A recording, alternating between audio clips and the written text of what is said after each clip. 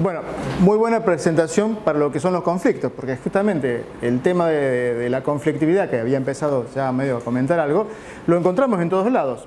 O sea que por ahí no es que es cuestión de que no haya conflictos, sino de cómo superarlos o cómo resolverlos de la mejor manera. Este tipo de temáticas se encuadran en lo que normalmente se conoce como soft skills, es decir, habilidades blandas. Recién Raúl mencionaba las ciencias duras. Nosotros en nuestra facultad tuvimos una formación orientada hacia esas ciencias, física, matemática básicamente, y otras derivadas pero que tienen que ver con esta raíz. Estas otras ciencias, llamadas blandas, suaves, tienen otras características. A veces su estatuto científico está un poco en duda o no es tan claro, hay distintos puntos de vista. Y el enfoque que yo les voy a comentar ahora, las cosas que traje para comentarles, está basado más en la utilidad, en la practicidad, en la posibilidad de que podamos hacer algo, que podamos aplicar algo, más allá de seguir una rigurosidad en cuanto a una única línea teórica. Cuando pensaba para preparar la charla y preparar este encuentro, me acordaba del tema del principio de Pareto, que seguramente habrán escuchado alguna vez, esta cuestión de que el 80% de los resultados proviene del 20% de las causas, sean los resultados errores, sean los resultados cosas positivas, lo que fuere.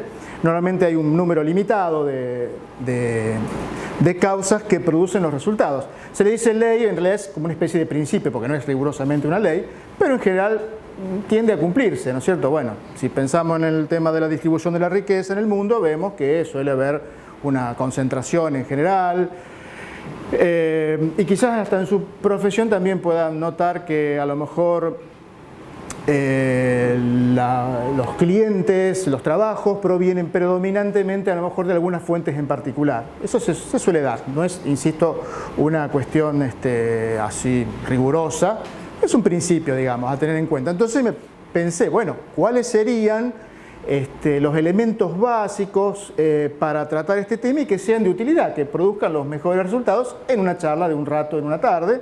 Y bueno, yo propongo ahora ahí algún recorrido sobre esto. Y el tema, lo que voy a comentar, y después vamos a dialogar un poquito también, es una primera parte donde vamos a tratar sobre los equipos de trabajo y la conflictividad pensados en el equipo. Después vamos a tomar un elemento en particular de los tantos que se pueden utilizar para considerar un equipo, que es la comunicación, y desarrollaré un poco más sobre este tema específico de la comunicación. ¿Por qué el tema de la comunicación? Bueno, porque me parece básico, después lo detallo un poquito, y porque además se puede utilizar en situaciones conflictivas o no conflictivas o de prevención de conflictos fuera incluso de equipos de trabajo.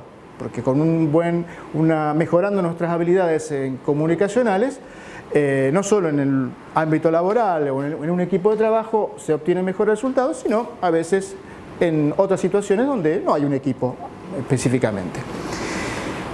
Bueno,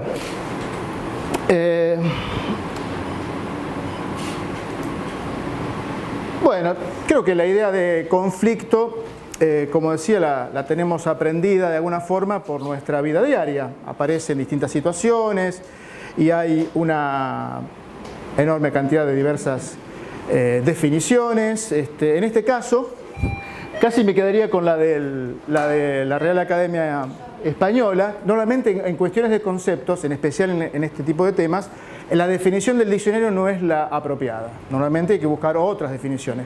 Pero en este caso, una oposición o desacuerdo entre personas, particularmente es el que nos interesa, yo me quedaría con esa, así como una cosa en general.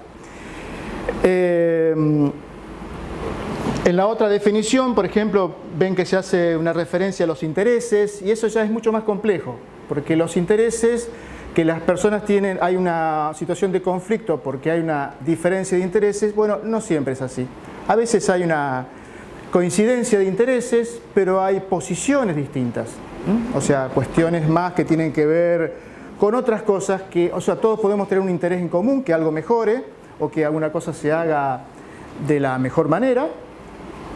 El interés puede ser el mismo, y a veces las posiciones que tenemos, la discusión que se entabla, en realidad no es por el tema central, sino es por otro, que viene de historias y demás.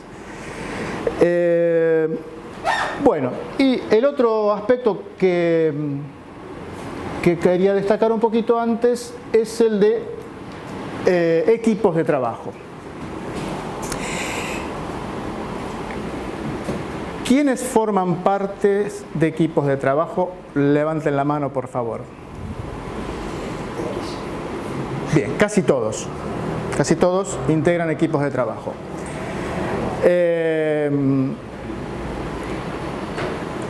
Pero vamos a ver si nos entendemos y qué entendemos por equipo de trabajo, porque depende cómo lo definamos y cómo lo pensemos, esto puede cambiar. ¿Alguien quiere describir cómo es su equipo de trabajo? ¿Cuántas personas son?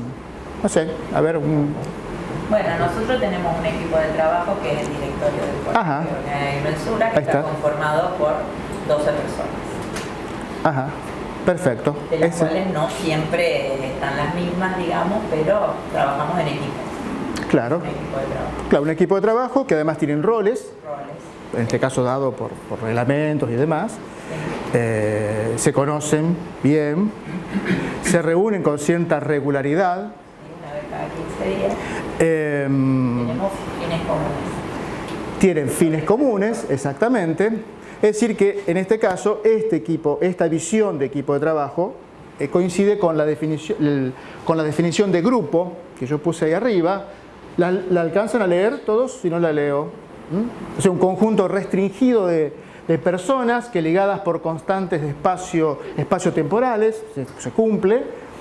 Este conjunto articulado en su mutua representación interna, eso quiere decir que se conocen, que ya saben cómo cada uno se comporta, que rápidamente saben si faltó uno, se nota la ausencia de alguien, por ejemplo.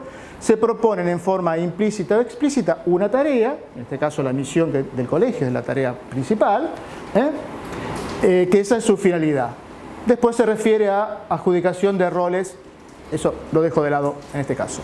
Ese es un equipo una definición de equipo de trabajo basada en la definición de grupo de Enrique Pichon-Rivière. Una definición de hace mucho tiempo, pero que es muy fácil de usar, porque esto que yo te digo, vos lo podés entender, lo podés ver que se da, que se cumple.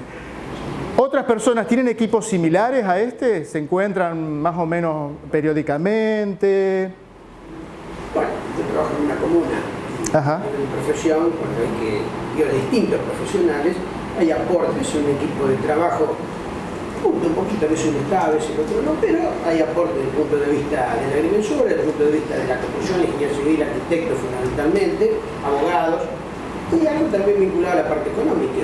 Somos 4 o 5 personas que estamos interactuando permanentemente con una finalidad que puede ir cambiándose, pero que obviamente puede ser un poquito distinta cada vez, pero que trata problemas que son, digamos, solución común para todos y para la comunidad. Bien, gracias. ¿Hay alguien que forme parte de un equipo de trabajo, pero que las personas no sean necesariamente las mismas? Y que... Creo que formo parte de un equipo de trabajo, soy un enlace de equipo de trabajo, de cadena de equipo de trabajo, donde un conjunto de equipo de trabajo de líderes que a su vez conforman otro equipo de trabajo. Claro. Sucesivamente podríamos hablar de 5 o 6 como niveles, claro. Claro, porque hay otra variante de un equipo de trabajo, que también es un equipo de trabajo, es un conjunto de personas que se reúne circunstancialmente para hacer una tarea específica, cada tanto, puede ser que alguien contrate a alguien como ayudante, como lo que fuere, a veces es una persona, a veces otra, se trabaja, más o menos saben qué hay que hacer, se hace el trabajo y se terminó. Ese es otro tipo de equipo y tiene en esta concepción de pensar este fenómeno grupal dos definiciones, digamos, dos conceptualizaciones. Una es la de grupo, que es la que vimos recién, y otra es la de serie. La idea de serie es un concepto que viene de Sartre y por ejemplo, en la serie puede ser un conjunto de personas que forman una fila para tomar un colectivo o forman una fila en un aeropuerto para tomar el avión. tienen una misma finalidad, coinciden, en este caso los del colectivo coinciden probablemente a la mañana en un mismo lugar y demás, pero no tienen una representación interna de uno del otro. No se conocen, no se sabe nada. A eso se le llama serie. ¿Se entiende la idea? La diferencia entre una cosa y otra. Y entonces un equipo circunstancial, un equipo que se arma de vez en cuando para hacer algo, sería más una serie de personas. Desde esta concepción no hay problema en decirle equipo, desde luego, es un equipo. Es como decir, bueno, un equipo de fútbol, por ejemplo, que viene practicando y demás, sin ninguna duda que es un equipo, pero por ahí se arma un combinado circunstancial para jugar algún tipo a un partido de fútbol y se busca algunas personas de distintos lugares y se encuentran para esa vez, a lo mejor se reúnen un par de días antes y ya está, nada más. A lo sumo saben su nombre. Son distintas situaciones. Ahora me voy a referir predominantemente para el primer tipo de equipo, que sería los grupos. Por ejemplo, les doy mi ejemplo, donde yo trabajo, la dirección que yo trabajo, ustedes con Catastro tiene varias direcciones y es una organización que tiene muchas personas. El grupo sería mi dirección. ¿Por qué? Porque yo sé quién vino, quién no vino, ya nos conocemos, sabemos cómo reaccionamos a diversas situaciones, conocemos un poco los problemas que tienen las personas, los estilos que hay, compartimos por supuesto un horario de trabajo, un lugar de trabajo. Y por ejemplo, personas que trabajan en otras áreas, en otros sectores, ya no formarían parte del grupo. No son, las conozco, sí, nos encontramos, por ahí te das cuenta que estuvo faltando, le pasó algo, se fue de vacaciones, pero no necesariamente lo tenemos muy presente. Esto es, sí, ¿para qué sirve distinguirlo? Porque dentro del grupo hay determinados fenómenos y determinados parámetros que podemos utilizar para evaluar al grupo. Cuál es su dinámica, cómo funciona el grupo, que no son aplicables al resto. Entonces, una cosa que podemos hacer es ver cómo evaluar un grupo de trabajo, un equipo de trabajo, de estos llamémosle estables.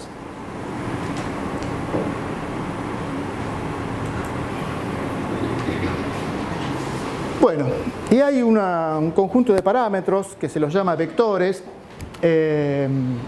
También vienen de la misma corriente. Esto que yo les estoy contando ahora, por si les interesa o sienten alguna curiosidad de esto, es de la psicología social argentina, una tradición de estudio de acá.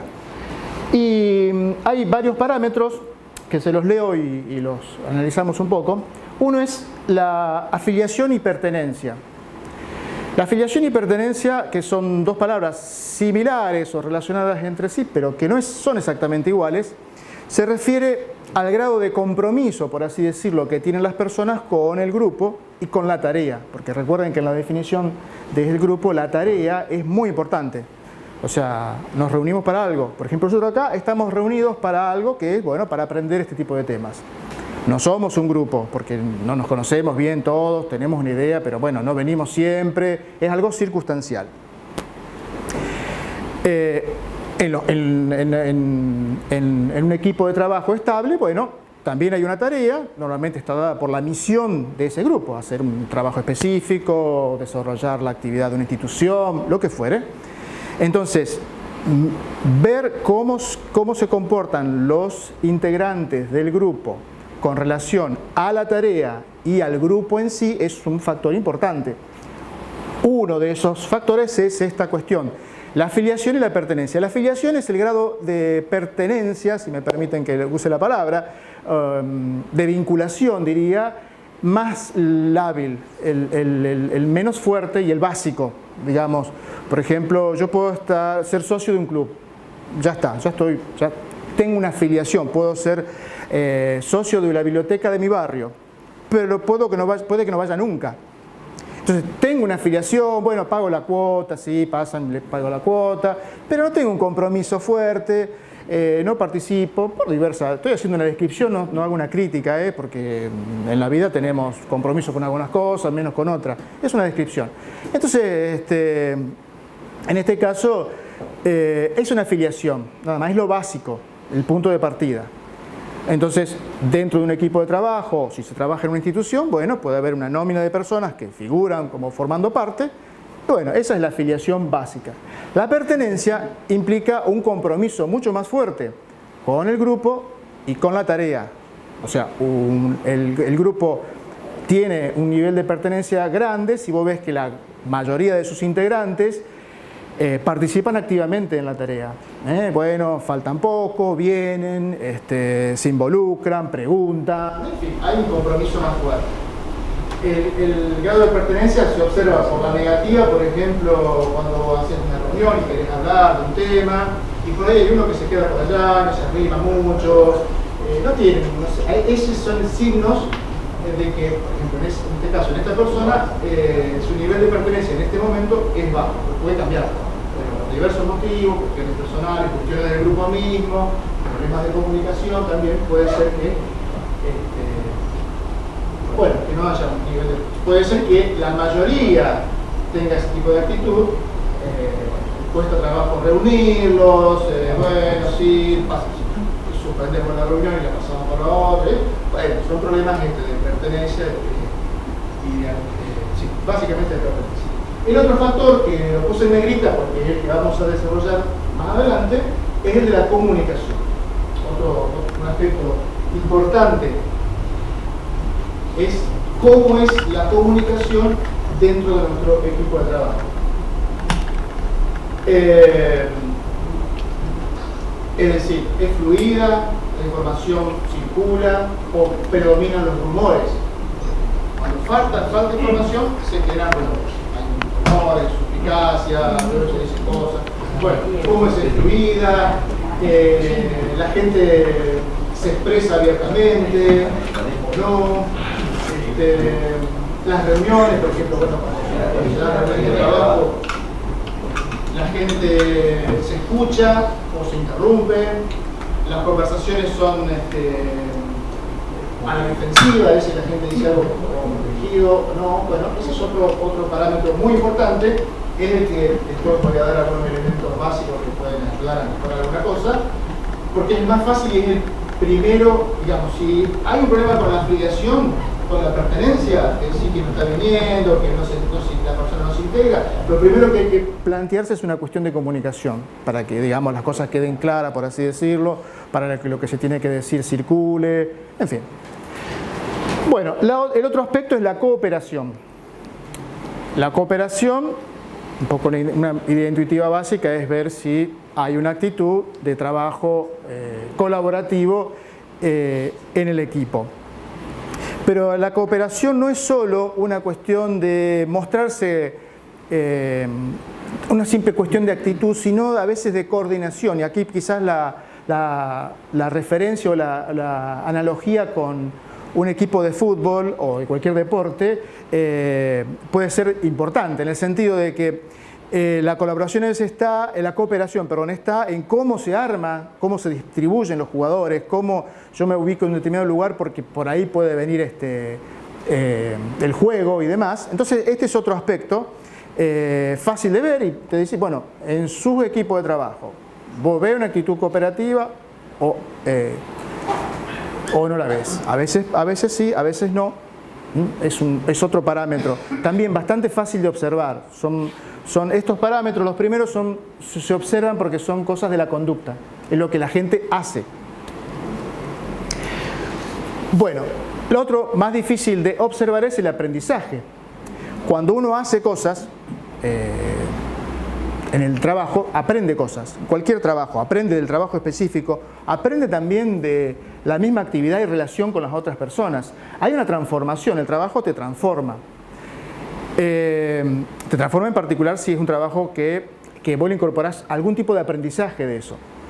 Entonces, evaluar el aprendizaje también es un aspecto importante en un equipo, en un grupo, pero no es tan fácil de ver, no es tan obvio como, qué sé yo, la pertenencia, porque vos sabés, bueno, la persona no viene, está faltando, es fácil darse cuenta.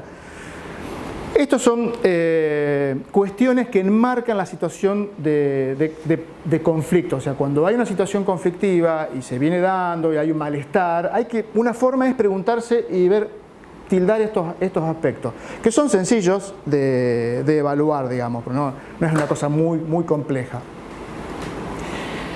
Bueno, el otro es la pertinencia. La pertinencia es el funcionamiento del grupo en función a la tarea. Nosotros, por ejemplo, hoy nos reunimos a una hora preestablecida, pero durante un rato no estábamos dedicándonos a la tarea específica, que en mi caso dar la charla, ustedes prestar atención y intercambiar alguna opinión. Todavía no había comenzado. Eso que estábamos haciendo antes es algo que, digamos, como que no es pertinente, no tiene ahora un sentido así tan fuerte, ¿no? Una crítica fuerte, sino es una pretarea, se llama. No es la tarea, es una pretarea. O sea que un poco de pretarea, un poco de conversación fuera de tema, está bien, pero solo un poco.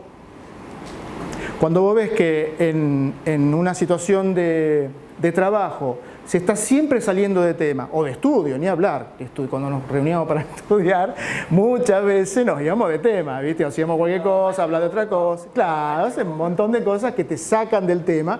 Bueno, ahí no estábamos siendo pertinentes con nuestra tarea. Es otro factor que se puede observar.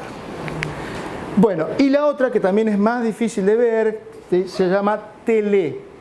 Tele de televisión, telescopio, no sé, telecomunicaciones de distancia. Tele viene a la palabrita esta fragmento, digamos, tele hace referencia a la distancia y a lo que sentimos con las personas a la distancia, sin conocerlas. Esa primera impresión que nos causa, que por ahí te cae mal de una. No hizo nada, ni habló, y ya hay una cuestión así que a veces, bueno, alguien nos cae mal, o al revés también, nos puede caer bien de una, ¿viste? Y tampoco, sí, por supuesto, hay telepositividad, amor a primera vista, tal cual. Cualquier cosa puede pasar, sí.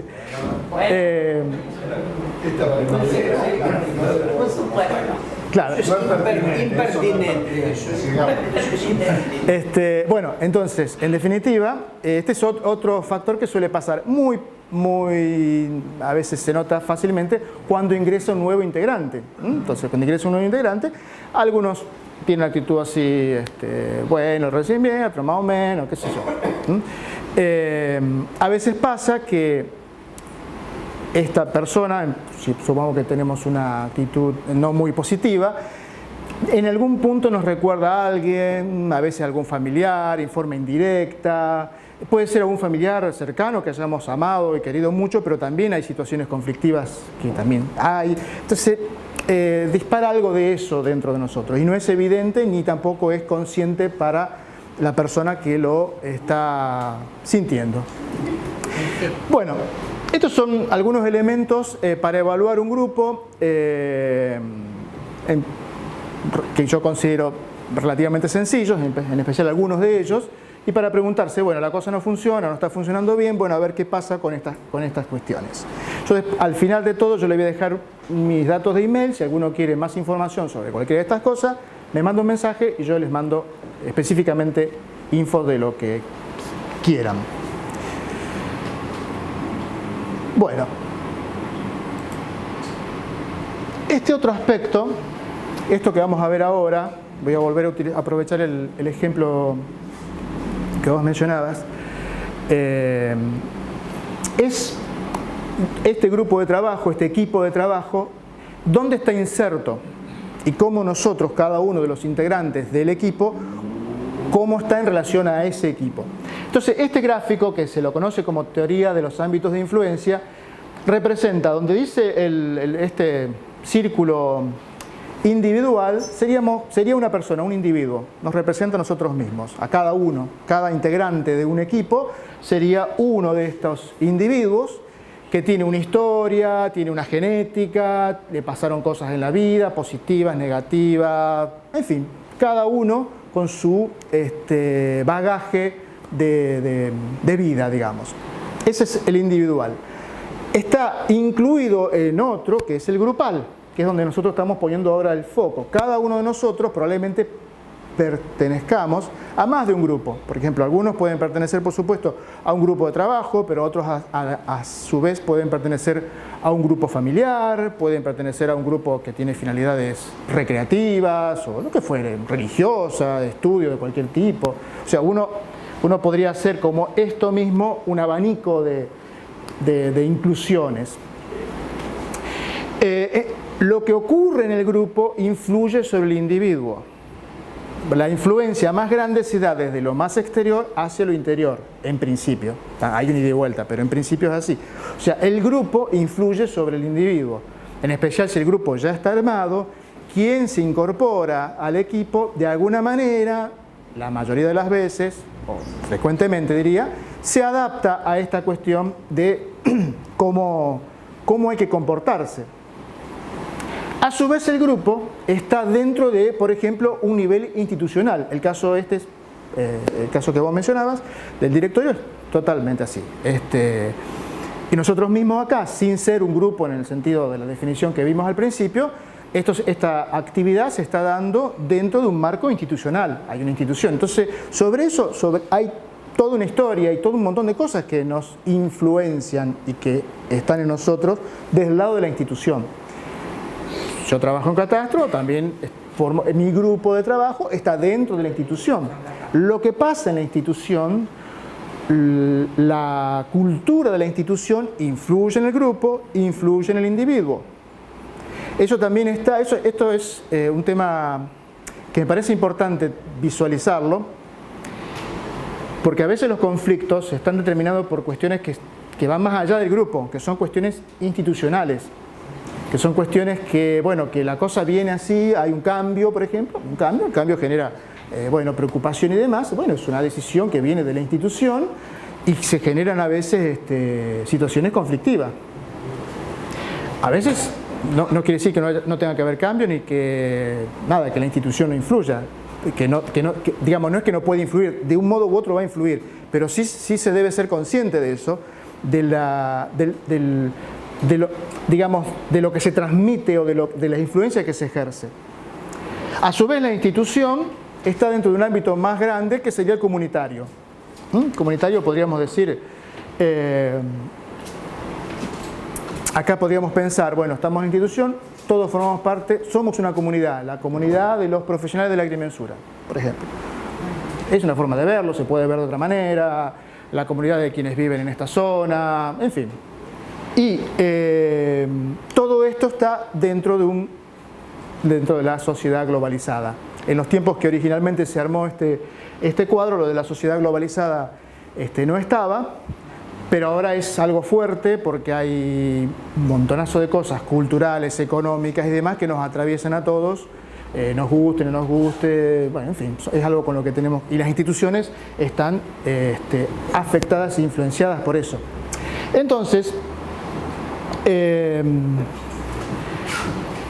la conflictiva grupal un factor importante es tener en cuenta dónde está inmersa, en qué institución está, de cuál institución está formando parte, si está formando parte de una institución, porque a lo mejor alguno de ustedes forma parte de equipos que no tiene una referente institucional importante, porque no están dentro de una institución, es un grupo que trabaja de forma privada, por ejemplo. Y bueno, la institución de referencia probablemente sería el colegio, si estamos hablando del ejercicio de la profesión, pero no están dentro de la lógica del colegio como institución, digamos, organizativa, sino dentro de una lógica más bien normativa. Bueno, ¿qué tal? ¿Entienden esto? ¿Alguna pregunta, comentario? ¿Conflictos en sus equipos de trabajo? ¿Qué conflictos les parece? ¿Algún ejemplo? Sin decir nombre, obviamente, no venimos. ¿Está todo bien?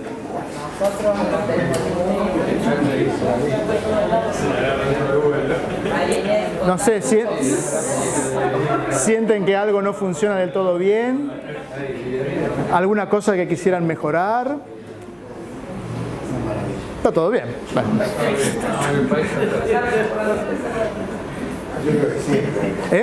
Siempre hay conflictos, sí. A ver, tenemos una persona.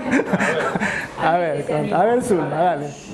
Yo pienso que con lo que expusiste, por ejemplo, en mi grupo de trabajo, la pertinencia es importante, somos todas mujeres, entonces por allí salir del tema de trabajo, a pesar de que se estableció que, bueno, nos saludamos, conversamos un rato, interrumpimos a las 10, pero siempre está eso de que hay alguien, bueno, eso nos cuesta, pero lo hemos hablado y yo creo que estamos mejorando. Ese es un particular. Y después, bueno, está el tema organizativo. Ese es mi punto de un equipo de trabajo. Qué bueno que ya usaste el concepto de pertinencia. ¿Viste? Está piola. Bueno, pues un poco esa es la idea. Bueno, claro, a lo mejor no se genera, no sé cuál es la situación, pero a lo mejor por no estar el 100% del tiempo abocadas a la tarea específica, a lo mejor no se genera necesariamente un conflicto, pero sienten que por una cuestión más del lado de la productividad deberían hacerlo. Bueno, está bien, son cosas que pasan y no sería un conflicto en el sentido de que, bueno, no hay, pero bueno, por ahí podría ser más efectivo. Sí, puede ser. ¿Y se le ocurrió alguna solución, alguna alternativa? No, lo hemos hablado y lo hemos hablado muy bien, y la verdad que como hay mucha cooperación e integración, dio resultados en poner pautas. Bueno, generar un espacio para hablar, porque tampoco son gente separados, somos un grupo y demás, pero también, bueno, en este caso yo soy la profesional, las otras chicas trabajan conmigo. Un poco de comentaba yo que por ahí hay como intereses encontrados. Claro. Pero bueno, se pudo llevar bien. Sí. Lo que sí no sabía que en la exposición descubro que eso es la pertinencia. Claro. Sí. Claro, la pertinencia es la relación o la focalizarse en el trabajo. Por otra parte, nosotros somos personas, no somos, digamos, máquinas, computadoras que necesitamos un poco de sociabilizar, es importante porque también genera lazos y demás. Todo es cuestión de un equilibrio. Como te decía, la pretarea, si se le llama a estas cuestiones, está considerada como que, bueno, siempre se da y es bueno que esté un poco al menos. Claro. Claro. ¿Alguna otra experiencia de equipo? Yo creo que el conflicto no necesariamente, se entiende el conflicto como una situación enojosa. Creo que no, el conflicto por sí, la diferencia de opiniones puede generar un cierto conflicto, lo que no involucra gravedad los conflictos. Claro. Exactamente. Exacto. Puede haber conflicto de interés, conflicto de punto de vista, pero no necesariamente desembocan en una situación enojosa. Exacto. Sí. Sí, el tema de... No sé si escucharon lo que decía Raúl respecto de la cuestión de los conflictos, que no necesariamente un conflicto pasa a un estado de enojo, sino que, bueno, hay veces un enfrentamiento de intereses o de posturas. Y eso está en juego otro factor que lo vamos a ver dentro de un ratito nomás, que es, digamos, el de la emocionalidad y las cuestiones que están en juego en esta situación.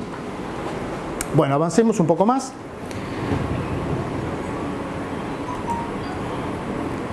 Bueno, les decía justamente que de los 6 aspectos, 6 parámetros para evaluar equipos, íbamos a tomar uno en particular, que es el de la comunicación. ¿Por qué? Porque es básico para dentro del equipo. Lo primero que uno debería preguntarse frente a situaciones de que la cosa no funciona, no se es productivo, no está funcionando bien el equipo o hay conflictos, es cómo funciona, cómo es la comunicación, qué tan buena es nuestra comunicación o cómo podemos mejorarla, sería otra pregunta para hacernos. Bueno, para eso, ahora vamos a desarrollar un poquito estos temas,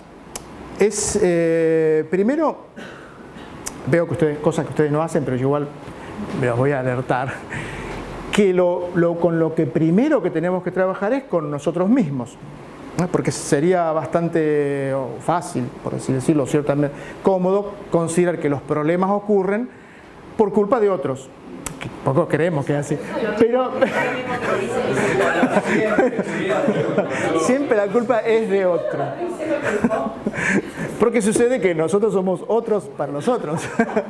El mundo contra nosotros. Claro, exacto, sí. Porque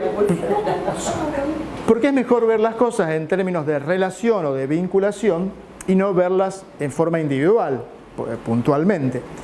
Además, tomar esta postura de decir, bueno, está bien, voy a trabajar sobre mí mismo como punto de partida, aunque puede que en algunos casos uno se sienta un poco molesto, porque cuando estás enojado o enojada con alguien o con una situación o tenés mucho fastidio y uno dice una cosa así, que tenés que trabajar sobre vos mismo, qué sé yo, te fastidia más todavía, pero encima tengo que... Pero en realidad es la herramienta básica y sobre lo único que podemos tener alguna influencia es sobre nosotros mismos, y cuesta trabajo. Entonces esa es una cuestión que yo quiero proponerles como actitud, como de partida, para tomar cualquier circunstancia o cualquier mejora a nivel de comunicación y a nivel de conflictos, es empezar por uno mismo. No está bueno etiquetar al otro como persona tóxica. Ya sé que algunos me decían, pero que conoce a alguien que es realmente así. Pero mira, está bien, seguro que así. Yo también he pensado bastante sobre esto, de verdad. Y sí, por ahí hay veces que vos decís, bueno, sí, hay ciertas situaciones donde la cosa funciona mejor si alguien está o si no está. Eso se nota claramente. Pero a veces empecemos por algo básico de decir, bueno, no seamos nosotros los tóxicos. Porque uno se da cuenta, y a lo mejor durante nuestra vida, seguramente yo he sido o he tenido comportamientos que no fueron favorables a mi entorno. Y a veces uno no te das cuenta, máximo cuando estás metido en la situación, en el problema, no te das cuenta. Entonces sería, bueno, una primera actitud de decir, bueno, estar abierto al aprendizaje, estar abierto a trabajar sobre uno mismo, porque ese gesto sencillo y pequeño en un punto tiene un poder enorme, después se expande, después lo podemos charlar un poquito más.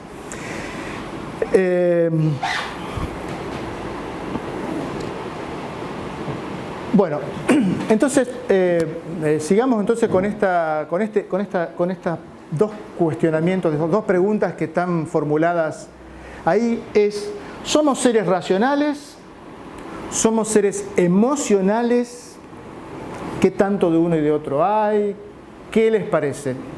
¿Cuál es la mejor o las dos? Bueno. Pero la racionalidad se asienta en el neocorte, que tiene 100.000 años, y la emocionalidad de los instintos, que tiene muchas decenas de millones de años, que compartimos una cantidad enorme de animales. Así que una cantidad muy grande de decisiones en el fondo repentinas y demás, por más que creemos que son racionales, yo personalmente estoy seguro que hay un grado de emocionalidad enorme, y las cosas a veces trascendentes en la emocionalidad, si bien muchas veces actúa de manera inconsciente, creo que es central.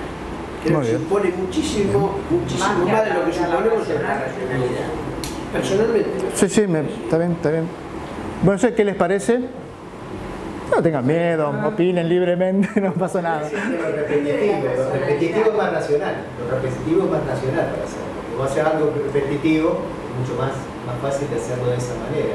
Cuando tenés que ponerle algún condimento, yo creo que ahí entra lo emocional para, digamos, direccionarlo en algún aspecto, ¿no? Me parece, ¿no? Ajá. Eso, está bien. O sea, aparecería una cuestión emocional cuando algo cambia en su rutina, por ejemplo. Claro, sería un momento, bueno. Pero la base sería, ¿cuál es la razón? ¿Cuál es la razón? O sea, si vamos a ser racionales, o sea, ¿qué es lo racional? Bueno, está bien. O que llamamos correcto. Está bien. Bueno, eso es otro aspecto. Bueno, ¿alguna otra opinión? Yo comparto lo que dice Sergio. Creo que lo emocional, tal cual, sí. Ahora, tiene que ponerse sobre lo emocional, que es general, ¿no? Y tiene mucho que ver el aspecto del punto de vista físico, el aspecto hormonal, una cantidad de factores que a veces uno racionalmente tiene que tratar de manejarlo. Yo ahí me parece que lo que decía, bueno, ¿cuánto es de nosotros? ¿Cuánto me contengo? ¿Cuánto soy capaz de imponer la razón sobre la emoción. Eso es muy difícil. Muchas veces es muy difícil, depende de los caracteres de cada uno, depende del entrenamiento, depende del medio, del entorno, de la educación. Pero en el fondo, si yo pienso que la emocionalidad es lo primero que surge. Bueno, tal cual como Sergio lo dijo hace un rato, efectivamente, somos más emocionales. Sí, somos seres emocionales con capacidad de razonar.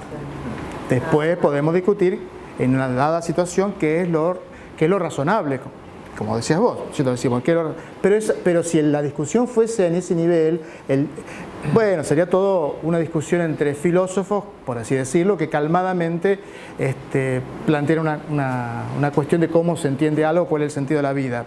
Todo desde del ámbito racional. Pero en realidad la emocionalidad, efectivamente, por un proceso evolutivo, la emocionalidad tiene una base enormemente más grande que la racionalidad. Nosotros acá ahora estamos todos tranquilos, serenos, y podemos actuar racionalmente, pero bastaría que pase algo, que nuestras emociones se disparen por alguna cuestión, por ejemplo tener miedo, es una emoción fuerte y que lleva a accionar para que nuestra conducta se modifique. Y ojo, no está mal, ¿viste? No está para nada mal, porque si hay una explosión, pasa algo, bueno, tendríamos que salir, qué sé yo, tener una acción, y la racionalidad en ese momento suele en algunos casos ponerse en función de la emoción. Por eso es peligroso las armas y la ira. Esto lo planteó Daniel Goleman, que escribió sobre la inteligencia emocional hace unos cuantos años, y que justamente uno de los ejemplos que daba es que en un estado de ira la emoción toma el control total del cerebro, por así decirlo, y si la persona tiene un arma, probablemente la utilice para desarrollar o descargar su ira, y bueno, es peligroso, ¿no es cierto? Por supuesto.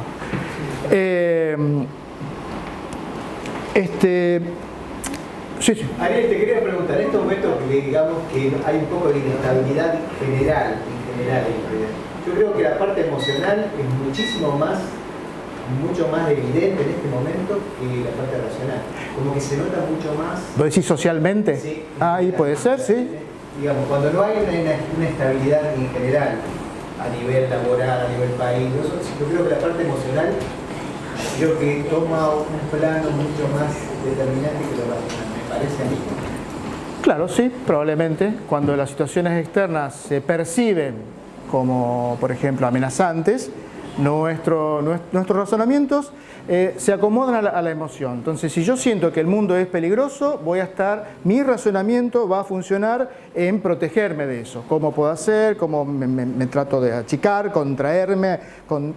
Si creo que estoy en un ambiente amistoso y que está todo bien, seguramente, no es lo mismo andar por acá que andar en un pueblo lejano.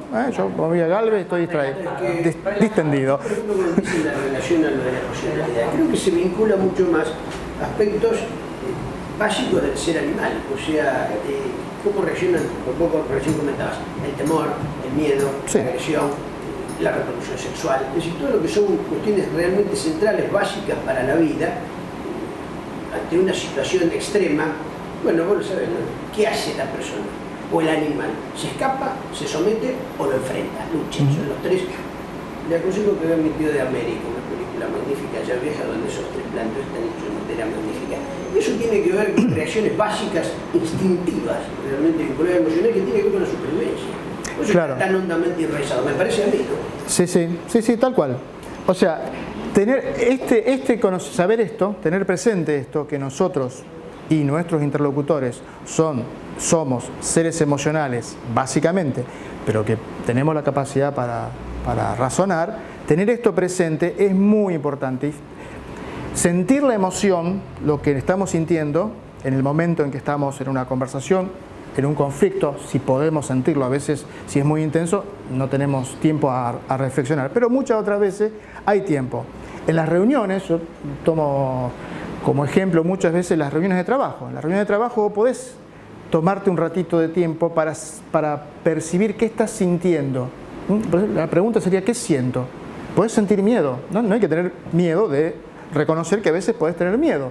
miedo de no responder apropiadamente en el contexto en que estás, de no estar a la altura de las expectativas de alguien, de decir algo que crees que, en fin, ¿viste? De no entender del todo bien, puedes tener miedo. El solo hecho de tomar conocimiento de la emoción ya te mejora bastante. Si no, es como que sos el miedo, pero si podés reconocerlo, o por ejemplo estar enojado, ¿no? Podés estar enojado porque, no sé, te sentaste y está fulanito que te cae mal y que te parece que no te saludó, qué sé yo, y ya eso te predispone negativamente. Sentir, darte cuenta de esa emoción en uno mismo es ya un avance enorme. Un avance enorme. Porque así como decíamos, si la emoción del miedo, por ejemplo, nosotros tenemos, digamos, ¿por qué las emociones nos dominan? Porque las emociones nos mantuvieron con vida y nos hicieron que llegáramos hasta donde estamos, escapando, peleando, no sé, teniendo ir en un determinado momento. Pero ahora no vivimos en un ambiente donde, no sé, el tigre de diente de sable nos va a atacar, ¿viste? No, en una conversación, en un trabajo, no saber algo o, digamos, tener miedo por eso, no te cuesta la vida, ni el trabajo. A lo mejor es simplemente, bueno, no sé, una situación que incluso a veces a vos te parece. Pero la emoción que se siente es muy fuerte también. Y entonces te anula o te predispone a hablar o contestar de una forma inapropiada. Muchas veces las contestaciones desagradables, en el fondo tienen miedo. En el fondo la persona responde de una forma poco agresiva, pero está a la defensiva. Exacto. Entonces, primero, darse cuenta uno de eso, mejora un montón la cosa. Después se puede dar un pasito más y darte cuenta de lo que la otra persona puede estar sintiendo en el momento. Ahora, en un conflicto, tanto la emoción como el raciocinio, digamos, puede ser también las cosas vistas de distintos puntos de vista. Vos te podés poner en el lugar mío, estamos hablando de un conflicto de nosotros dos. Vos te ponés en el lugar mío y por ahí me llegás más fácil, o yo también te llego más fácil a vos, y estamos los dos en las antípodas. Vos tenés que mantener tu punto de vista y yo el mío, pero yo me tendría que poder meter en tu lugar para tratar de entender por qué vos haces valer eso. ¿Entendés lo que digo? Sí. Bueno, sería un nivel avanzado. Lograr eso es... Claro. Tratar de entender mejor. Claro, bueno, eso es un... Porque el solo hecho de ponerse en el lugar del otro ya es... Obviamente, sí, sería un avance enorme hacer eso. De acuerdo a lo que dice él, si estás en un conflicto estás muy emocionado. Bueno, sí, está bien, pero no necesariamente, un poco lo que decía Raúl, no todo conflicto implica que uno está emocionalmente alterado. No, puede que sí, puede pasar, pero no siempre. O a veces no empieza así el conflicto, empieza con una diferencia de opinión, de rumbo sobre un tema y la emoción no es muy alta. Después a verse cómo se discute o dialoga, se producen que se eleve la emoción o se pasa enojo, ¿no es cierto? Porque si vos me argumentás algo y yo no respondo a tus argumentos, sino que doy un giro y me refiero a vos como persona, ya ahí voy por un lado equivocado, ¿no es cierto? Eso lo vamos a ver en un ratito, vamos a ver un poco de eso. O sea, no siempre el conflicto implica, la confrontación implica una emocionalidad alta. Justamente, este tipo de cosas, esto que yo les cuento, puede servirles para no subir, no escalar, en especial si es en enojo o en cualquier... No escalar en esto y mantenerse un poco... estar atentos, como se dice, ahora seguro a lo mejor lo escucharon, estar presentes. Ahora está de moda, bueno, no sé si de moda, pero el mindfulness, mindfulness viene de corrientes orientales, de la meditación, y estar presente. Estar presente quiere decir, por ejemplo, estar presente acá ahora es estar con toda la atención en el momento, sentir el momento plenamente, sentirse uno plenamente, porque pueden estar ahí y yo los aburro, claro, yo los aburro un poco con todo lo que digo y la mente vuela en cualquier lugar, ¿viste? Bueno, yo lo disculparía en realidad por eso, pero sí, porque es entendible, pero en un ambiente por ejemplo, una conversación de trabajo, a veces la mente no está escuchando al otro, no estás escuchando, te fuiste, pero no porque estás distraído, te estás pensando qué te va a decir, te estás preocupado por algo que... En fin, no estás en armonía, no estás equilibrado. Entonces, estar presente tiene que ver con esto, con sentir uno qué le pasa, estar en el aquí y ahora, como también se dice. Y bueno, hay una práctica que es la meditación, que se ha occidentalizado y se usa el término mindfulness, que refiere a esto, o sea, hacer una práctica que implica, bueno, sentir, tomar conocimiento de los pensamientos que uno tiene, las emociones. Pero en lo práctico, en el momento uno puede tratar de estar presente, decir, bueno, ¿qué siento? ¿Qué me pasa? Eso. Bueno, entonces habíamos, antes del descansito, habíamos estado hablando entonces de la mejor actitud que podemos tener, lo que podemos hacer con nosotros mismos frente a conflictos y frente a situaciones de comunicación en general, ya sea frente a conflictos para buscar una solución o frente a situaciones de comunicación para que la comunicación sea fluida, constructiva. La potencialidad que hay en comunicarnos apropiadamente, en generar espacios de comunicación, de diálogo, de conversación positivos y buenos, es enorme porque los resultados que se obtienen son muy buenos. No sé si tal vez algunos hayan vivenciado esa experiencia de trabajar en equipo, de trabajar en grupo, de entablar un diálogo y que durante el diálogo surgen ideas, y después ya ni sabemos de quién fue la idea, no importa. Recién también en el descanso conversamos un poquito sobre algunas dificultades que se dan en la comunicación intergeneracionales, ¿no es cierto? Con personas que tenemos un recorrido, una historia, determinados modelos mentales y otras personas con otras historias, y a veces decíamos justamente también de la dificultad que hay a veces para poder entendernos o construir algo común. Ahora me quiero mencionar otro aspecto que tiene que ver con nosotros mismos en esta cuestión de empezar por uno, y que es la actitud frente al cambio, porque a lo mejor yo les digo esto de la presencia, de que hay tratar de estar en contacto con la emoción, saber qué es lo que estamos sintiendo, y tal vez algunos de ustedes piensen que en determinadas situaciones, en discusiones o momentos, en conflictos en que se vio envuelto, diga, bueno, yo soy así y como que la cosa está terminada y no hay mucho más que decir. Bueno, yo quiero proponerles que puedan ver las cosas de otra forma y que siempre se puede aprender y siempre se puede cambiar, mejorar algo. Entonces quiero hacer referencia a un trabajo que hizo una psicóloga, Carol Dweck, que el libro se llama Mindset, que quiere decir mentalidad, una traducción sería decir mentalidad, y ella a través de una investigación descubrió que hay como dos tipos básicos o formas, dos tipos de mentalidades, la mentalidad fija y la mentalidad de crecimiento.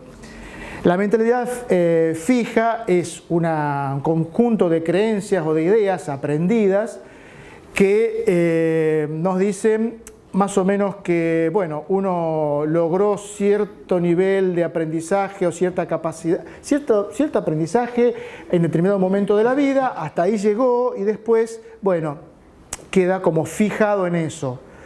Y la mentalidad de crecimiento tiene la visión, digamos, encontró en personas comportamientos y actitudes donde están abiertos a aprender siempre. Esto es una versión súper esquemática, polarizadas, porque todos tenemos un poco de mentalidad fija y un poco de mentalidad de crecimiento, de aprendizaje, de cambio. Pero a veces predomina mucho más una que otra. Entonces, si tenemos tendencia a pensar que bueno, ya está, yo soy así, tenemos una tendencia a cerrarnos a las modificaciones, de cerrarnos también a lo nuevo, que es constante, porque los cambios son constantes, sepan que eso puede modificarse, que uno puede tener una actitud de más apertura, de que es una forma aprendida de ver la vida y que uno puede verla de otra forma y que puede estar abierto al cambio, abierto al aprendizaje todo el tiempo, durante toda la vida, o por lo menos mientras que el cerebro funcione correctamente. O sea que se puede aprender siempre y en todo momento y de cualquier situación. Esto es todo un tema extenso que tiene un montón de cosas re interesantes, porque una de las cosas que me planteaba, que me pregunté durante mucho tiempo, es esta cuestión del cambio. ¿Por qué algunas personas como que cambian rápido, como que tienen una actitud para aprender rápido y otros no y demás? ¿Y qué pasa? Bueno, una posible respuesta, no digo que sea la respuesta, pero es el estudio de esta persona que escribió este libro basado en investigaciones. Hay un montón de ejemplos y de casos, ejercicios y experiencias prácticas donde se ve cómo está en juego esto y cómo es el comportamiento de la persona que tiene mentalidad fija, que tiende a estar a la defensiva frente a lo nuevo, porque considera que no va a poder aprender, porque ya cree que no va a poder aprender algo nuevo, entonces está como a la defensiva.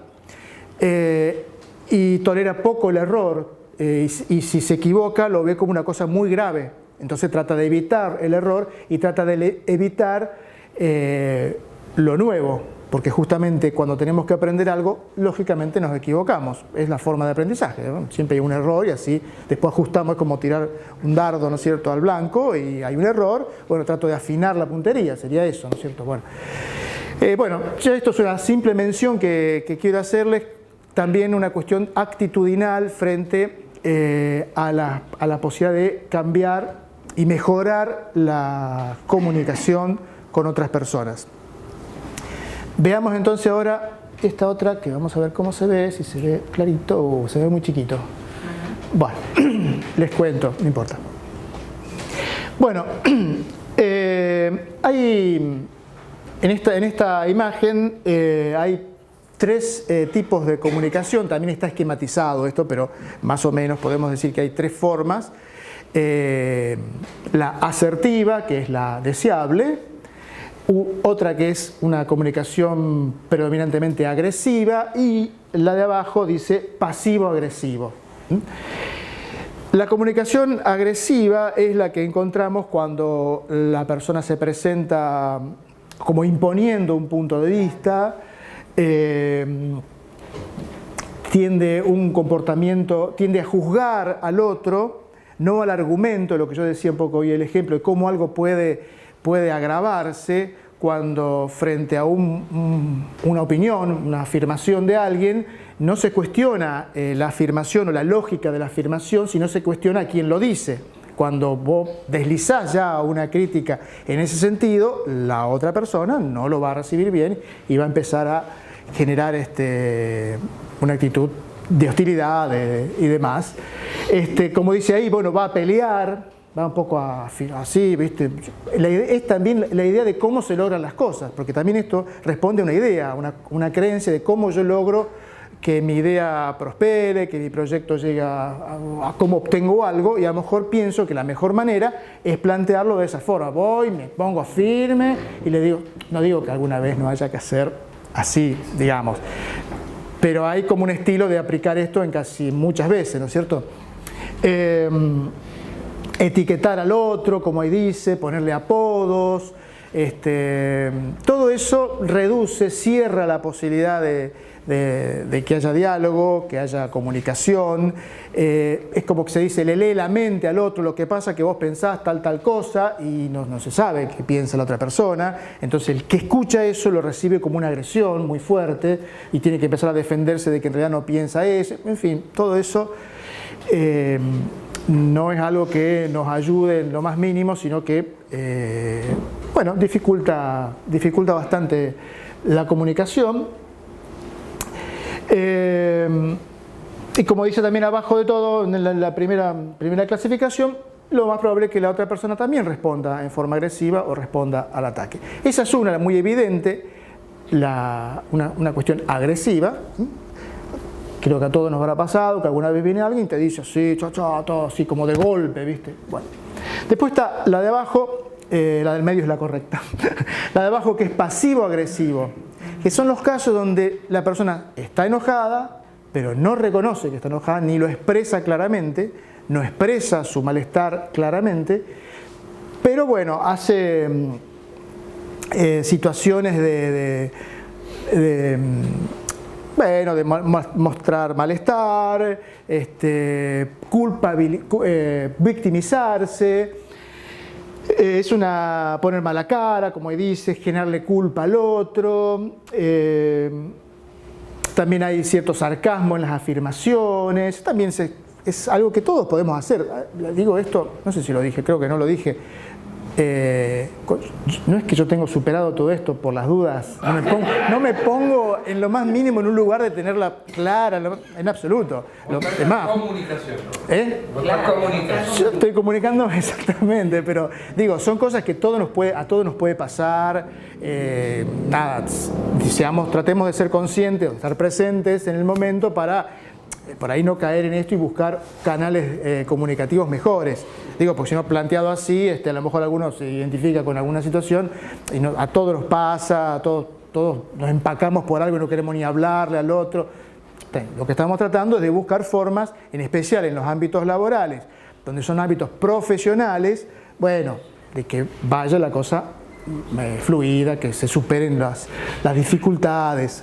Bueno, hay también manipulación en este tipo de cuestión, y cierra toda posibilidad de diálogo. También es una forma que no permite la apertura, porque el problema no se plantea nunca, no se dice claramente, y queda la cosa ahí bastante cerrada, se puede hasta hacer crónica.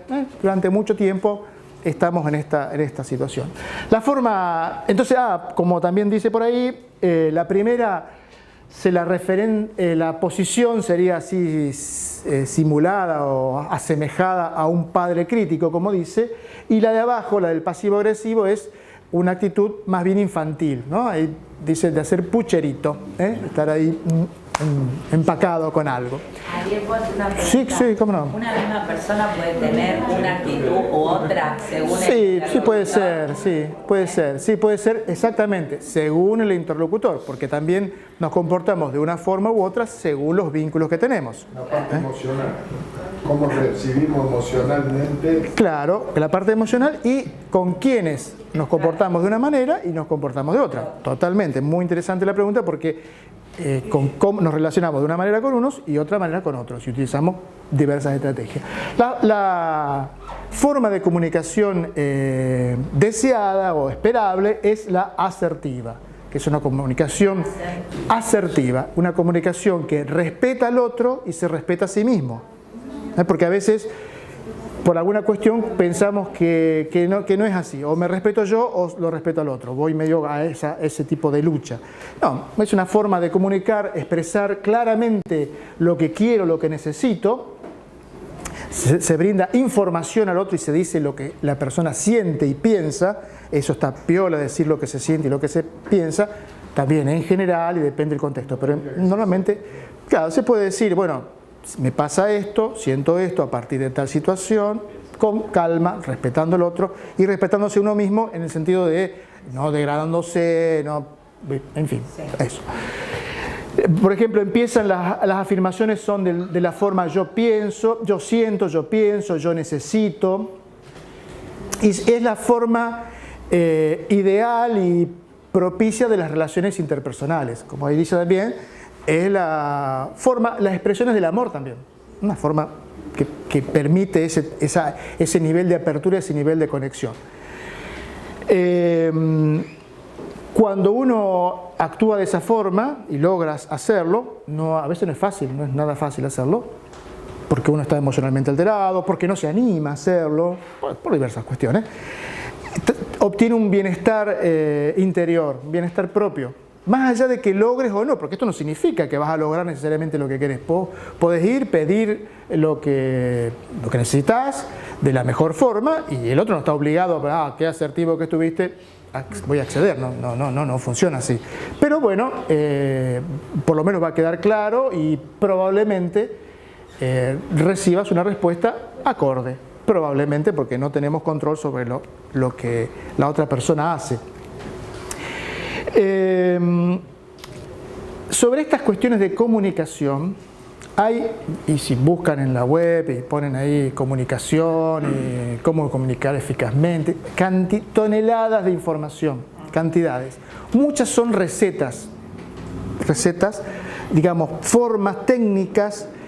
Y yo esta charla de hoy no quise ir por ese lado de las recetas, sino ir a algo un poquito más, si se quiere, más profundo y más auténtico, más simple también en algún punto, que es una cuestión de actitud, de generar una actitud apropiada para una buena comunicación. No tanto ir, si ponen comunicación PNL, bueno, van a tener cantidades de recetitas y sugerencias y formas y demás.